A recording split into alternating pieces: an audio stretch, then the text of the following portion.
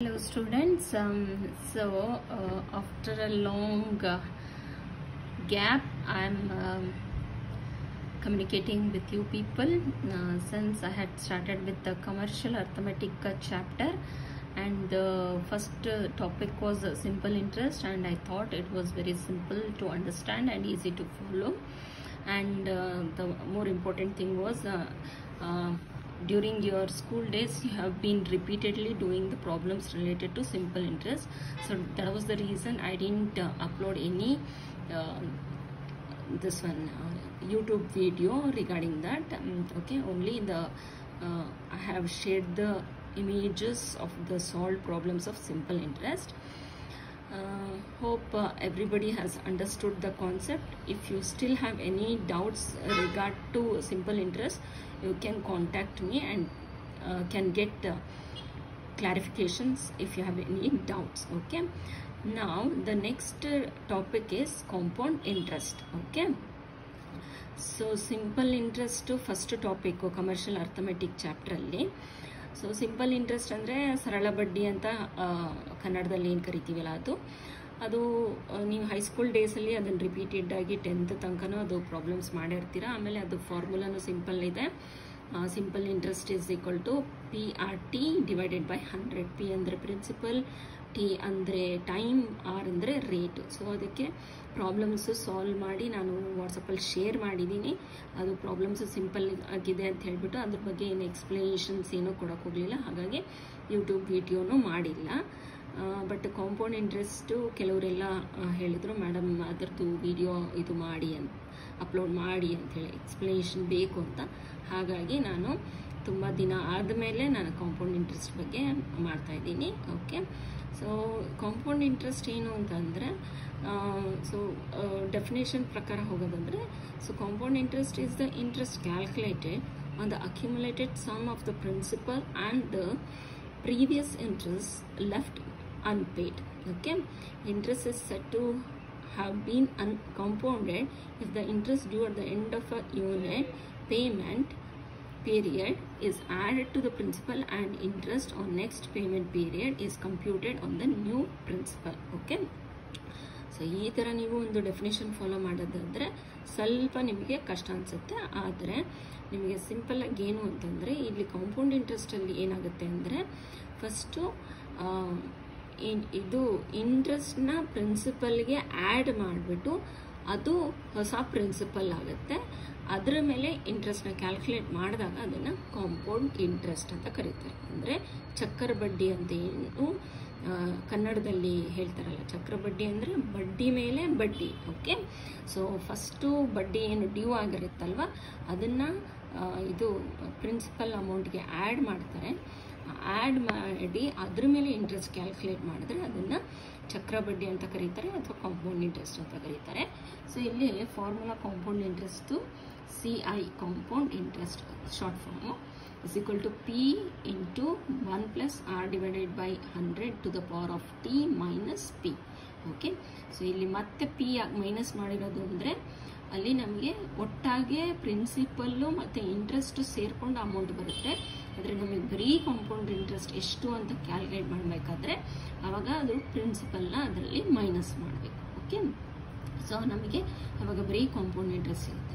Next ಅಮೌಂಟ್ನ find out ಮಾಡಬೇಕಂದ್ರೆ, so formula P into 1 plus R divided by 100 to the power of T ಬರಲೇಬೇಕಿತ್ತಲ್ಲಿ, ನಾನು miss ಮಾಡಿದ್ದೀನಿ. I am going to add this now. Okay,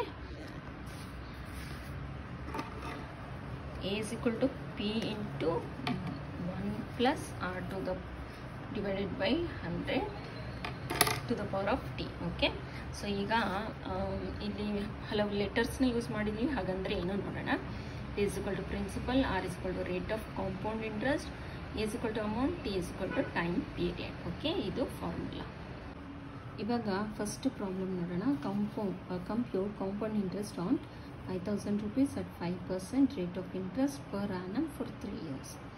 so simple problem. Principal ಬಂದು P is equal to 5,000 ಆಗುತ್ತೆ, rate 5%, T 3 years. So ಈಗ ನಾವು formula ಏನಿದೆ, CI is equal to P into 1 plus R divided by 100 to the power of T minus P. So that will be is equal to 5000 1 plus r ಅಂದರೆ rate 5 divided by 100 to the power of 3 minus p 5000. So ಇದನ್ನು simplify ಮಾಡ್ತಾ ಹೋದರೆ ನಮಗೆ answer 788.125 rupees ಬರುತ್ತೆ. ಇದು compound interest ಆಗಿರುತ್ತೆ. Simple problem. ಹಾಗೆ next problem, find the compound interest on 20,000 rupees at 6% per annum for 4 years. What is the simple interest on the same? Okay, so ಈ ಥರ ಪ್ರಾಬ್ಲಮ್ ನಿಮಗೆ ಸೆಕ್ಷನ್ ಅಲ್ಲಿ ಬರ್ಬೋದು. ಇಲ್ಲಿ ಕಾಂಪೌಂಡ್ ಇಂಟ್ರೆಸ್ಟು ಕೇಳಿದರೆ, simple interest ಕೇಳಿದರೆ. First compound interest find out ಮಾಡೋಣ. So formula compound interest is equal to P into 1 plus r divided by 100 to the power of 10 to the power of t minus p. So ಅವಾಗ ಏನಾಗುತ್ತೆ, p ಬಂದು 20,000, 1 plus r ಬಂದು 6 divided by 100 to the power of t ಅಂದರೆ 4 minus 20,000. So solve ಮಾಡಿದ್ರೆ ನಮಗೆ 5,250 ಬರುತ್ತೆ. ಅದೇ ಇನ್ಫಾರ್ಮೇಷನ್ಗೆ ಸಿಂಪಲ್ ಇಂಟ್ರೆಸ್ಟು ಮಾಡ್ಬೋದು. So 20,000 into 6 into 4 divided by 100, so is equal to 4,800. ನೋಡಿ, ಸಿಂಪಲ್ ಇಂಟ್ರೆಸ್ಟ್ಗೂ ಕಾಂಪೌಂಡ್ ಇಂಟ್ರೆಸ್ಟ್ಗೂ ಎಷ್ಟು ವ್ಯತ್ಯಾಸ ಇದೆ. ಸೊ ಅದಕ್ಕೆ ಯಾವಾಗಲೂ ಲೋನ್ ಏನಾದರೂ ತೊಗೊಂಡಾಗ ಸಿಂಪಲ್ ಇಂಟ್ರೆಸ್ಟೇ ಆಗಿರಬೇಕು. ಕಾಂಪೌಂಡ್ ಇಂಟ್ರೆಸ್ಟ್ ಅಂದರೆ ಇಂಟ್ರೆಸ್ಟು ಜಾಸ್ತಿ ಇರುತ್ತೆ ಅಂತ ಅರ್ಥ. Okay, so this is the second problem. Okay, ಈಗ next problem, find the compound interest and amount on 20,000 rupees at 5% per annum for 3 years.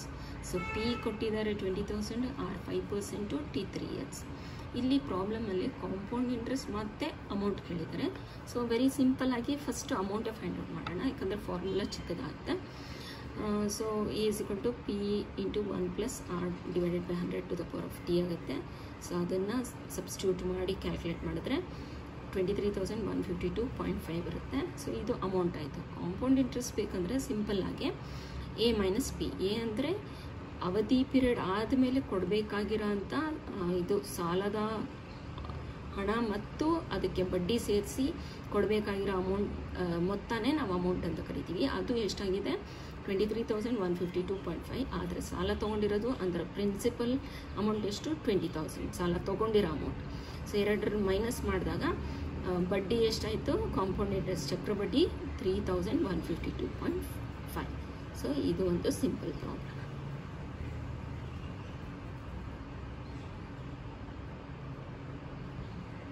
Next problem ಬಂದು, find the compound interest on 20,000 rupees for 4 years at the rate of 4% per annum payable half yearly. What will be the compound interest if payable annually? Okay, so ಇಲ್ಲಿ ಏನಾಗಿದೆ ಪ್ರಾಬ್ಲಮ್ಮಲ್ಲಿ twist ಏನು ಅಂತಂದರೆ, rate of interest ಅಂದರೆ ಇಂಟ್ರೆಸ್ಟ್ನ half yearly pay ಮಾಡಬೇಕು ಅಂತ ಹೇಳಿದ್ದಾರೆ. Okay, so ಇದನ್ನು compound interest B calculated half yearly. Okay, ಸೊಲ್ಯೂಷನ್ನು.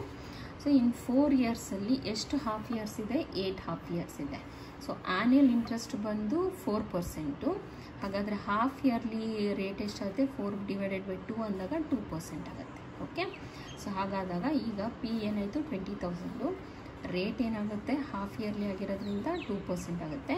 Time 8 half years ಆಗುತ್ತೆ, ಅಂದರೆ 4 years. ಅದರಲ್ಲಿ ಎಷ್ಟು ಹಾಫ್ ಇಯರ್ಸ್ ಇದೆ, 1 yearಲ್ಲಿ 2 ಆಗಿರೋದ್ರಿಂದ ಸೊ 8 ಹಾಫ್ ಇಯರ್ಸ್ ಆಗುತ್ತೆ.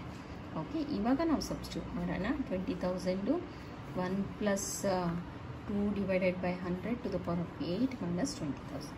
ಸೊ ಎಲ್ಲ ಕ್ಯಾಲ್ಕುಲೇಷನ್ ಮಾಡಿದಾಗ ನಮಗೆ 23,433.2. ಸೊ ಅದರಲ್ಲಿ ಪ್ರಿನ್ಸಿಪಲ್ ಮೈನಸ್ ಮಾಡಿದ್ರೆ ನಮಗೆ ಸಿಗೋದು 3,433.2. ಓಕೆ, ಹಾಗೆ ಪ್ರಾಬ್ಲಮ್ಮು ಕಂಪ್ಲೀಟ್ ಆಗಿಲ್ಲ. ಅವ್ರು ಮತ್ತೆ ಪ್ರಾಬ್ಲಮಲ್ಲಿ ಕಂಟಿನ್ಯೂಷನ್ ಏನಿದೆ, if compound interest is computed yearly basis ಮಾಡಿದಾಗ ಅವಾಗ ಏನಿಲ್ಲ, ಪಿ ಸೇಮ್ ಇರುತ್ತೆ 20,000. ಆರ್ ಏನಾಗುತ್ತೆ, ಇನ್ಸ್ಟೆಡ್ ಆಫ್ 2% ತೊಗೊಂಡಿದ್ವಿ 4% ಇರುತ್ತೆ.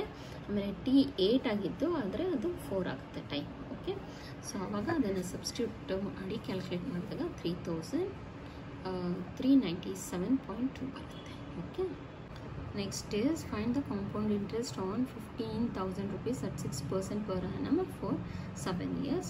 So very simple, P is equal to 15,000 or 6% is 7 years. So substitute ಮಾಡಿ calculate ಮಾಡಿದ್ರೆ this is the answer. Okay. Next is find compound interest on 2,000 rupees at 8% per annum for 2 years. The interest being compounded quarterly.